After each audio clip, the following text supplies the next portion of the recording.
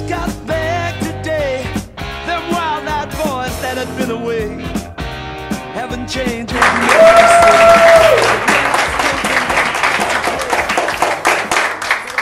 Well, thank you all, and thank you, Jovi. And it's so motivating to have so many friends and family and supporters here with us tonight as we begin the summer campaign.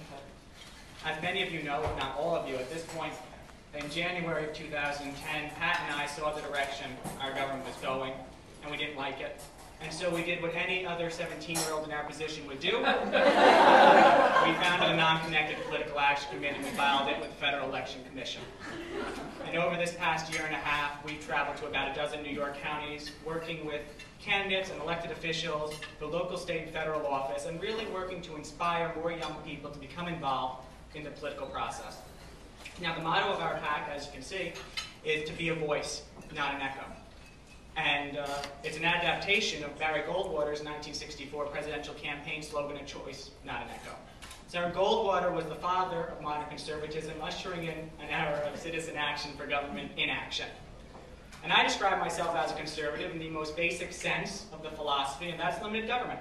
It's about people being responsible for their own actions, people being responsible for their own livelihoods, and that basic, simple, conservative principle is centered around American independence.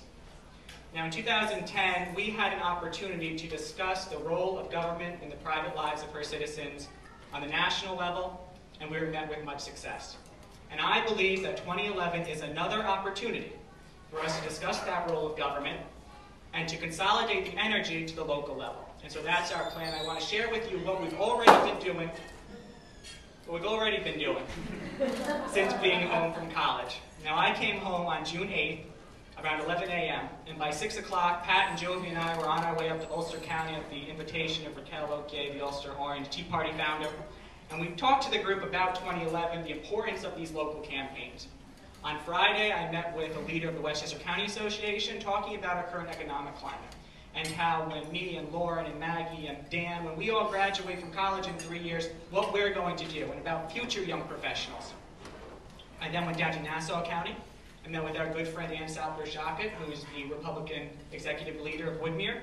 Met with her, members of her organization, and members of the Nassau Young Republicans, and that was particularly exciting because we have a group of about 6 high school students in Roslyn who have founded the first Be Heard chapter. And so we're working to integrate them with the Nassau YRs, with the Nassau GOP, to have a positive effect on Nassau as well. And it was also an exciting occasion because we had a surprise visit from Nassau County Comptroller George Maragos, who used our small, informal roundtable discussion to formally announce his candidacy for the United States Senate in 2012.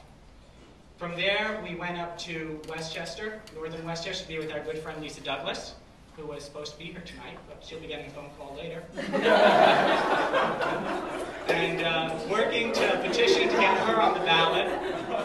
The Westchester Republican Party has nominated an Obama-supporting liberal Republican for the seat. He lost in 2007 because he's a notoriously poor campaigner. And so the party has made their choice. The people will make their choice on September 13th. And we're in good company here tonight because Jay, Mary Ellen, and Steve is represented by his wife Nicole here with us tonight. But all 3 of our guests were originally discarded by the Republican establishment. So we have a pretty good record of getting our candidates where they need to be. From there, we went to beheardpac to be with Assemblyman Katz as he opened his district office and to prove we still have a presence in our home county. And on Monday, I was in Orange County visiting Warwick and then joined former Congressman Rick Blasio on the Right Hook, the New York State Young Republican radio program. And so in 5 days, beginning 6 hours after finishing my freshman year, we toured 5 New York counties, meeting with officials and activists at every level of government. Now, people see what Jovi, Pat, and I do, and they say, you must be crazy, or you just have too much energy. Now, most of the people here tonight have known me for my entire life, or most of my life, and they'll tell you that both those things are true. But we do what we do. It's true. But we do what we do because we understand the direction our government's going, and we understand that it's wrong. We have an uncontrollable debt. We have a spending problem. We have a rising unemployment rate. And it's Republican, Democrat, Independent, it doesn't matter. Because we're all fighting for the same thing at the end of the day, and that's a stronger future for all of us. And last summer, I had the great privilege of speaking right here in Brucia at the Give Us Liberty rally with former Majority Leader Dick Armey. And I told the crowd, we have the message, and now all we need are the messengers. And a year later, the message is still the same. It's about government accountability and fiscal responsibility. But after a year of reflection on that line, I can tell you that we also have the messengers, and they're right here tonight. They're the young people, the future generations, the next leaders of this country. And as President Nixon said, we're angry. Angry not with hate, but because we love America and we don't like what's happened to her. We're frustrated. We're unsure of our own futures and of the future of our country. But for more than 2 centuries, students have been changing the world. In 1836, a group of students published the Nymph of Dniester, effectively pioneering the modern Ukrainian language. The 1956 Hungarian Revolution was largely led by peaceful student activism in Budapest. In 1997, a group of college students founded the Coordination Committee for Democracy, which has worked for 14 years to democratize and industrialize Iran. And in an example much closer to home, it was students who made up the majority of the original draft Goldwater Committee responsible for entering the Senate in the 1964 presidential primaries. So yes, we have effected positive change before, and we will continue to do so. And that's because we have a vision for this country, and we have the energy to make that vision into a reality. But it starts with us. What we are willing to do to preserve tomorrow for our generation, and how we hold current elected officials accountable for providing us with a foundation to build our lives. But we can begin by throwing out the idea that we have no role in government, setting aside the notion that our opinions don't matter, throwing out that nostalgia of self-pity, and standing up to be a voice for our generation. It will not be easy. But as I've continued to say as I tour the state, life should not be easy.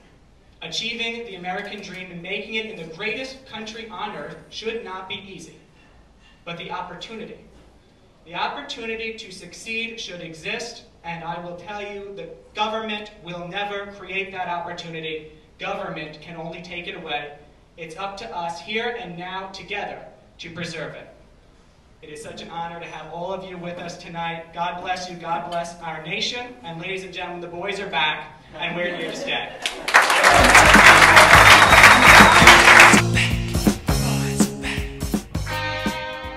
You see, when Nick gives a speech like that, you can understand why he doesn't need an introduction. I mean,